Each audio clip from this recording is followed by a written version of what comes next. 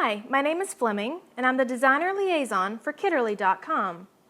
One of the most important parts of starting any project is gauge, because after all that knitting, you want your project to fit you appropriately. Gauge is how many stitches you are getting per inch.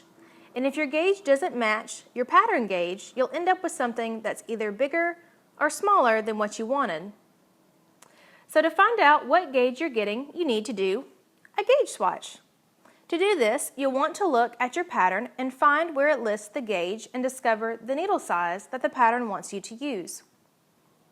You'll want to follow that as a guideline and create a 4 by 4 inch square that you can use to measure. If you do a smaller swatch, it'll be harder to get an accurate measurement for your gauge. So 4 inches seems like a lot before you start your project, but it's really worth it for the end result. Often you'll want to block your swatch before you measure your gauge because some yarn stretches, such as wool or alpaca, once it's been blocked, and if you don't block your gauge, your final project will come out a different size than you intended. I've gone ahead and done 3 different gauge swatches in 3 different stitches, and I can show you how to measure each of them.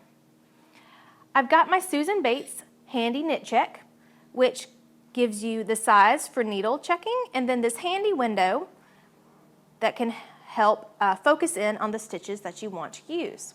So the first one we're going to do is this stockinette stitch, which remember is knitting on the front and purling on the back. So when measuring stockinette stitch, you want to count the V's. So I'm going to line up my knit check along the side here and then along the bottom so that I can easily count what I'm doing. So I count 1, 2.75 for this stitches per inch. This swatch was knit on a size 13 needle. For this bulky yarn done by Spud and Chloe, it's their outer yarn. It's really nice. The next swatch we're going to do is a garter stitch swatch, which is knitting on both sides. Now this one's a little tricky, more tricky than the V, because you're going to be counting the top bumps. So I line up here, then I line up along the bottom, and I count 1, 2, 3, 4 bumps along the top for my inch, so that's 4 stitches per inch, and this was knit on a size 8. Now, the hardest one to measure is lace.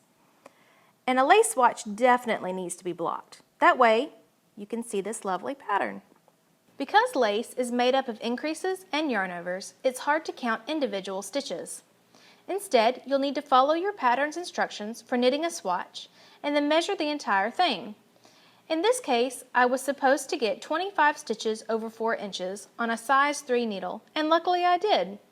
So my gauge per inch is 25 divided by 4, which is 6.25 stitches.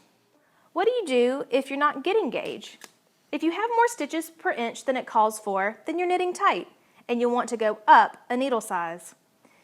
If you're knitting loose and you have less stitches, you'll want to go down a needle size.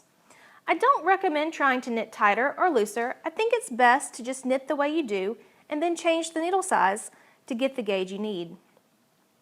So that's the basics on how to do a gauge. I wholeheartedly recommend you do a gauge swatch anytime you're knitting a sweater or a garment that needs to fit. Anytime you want something to come out in the exact size.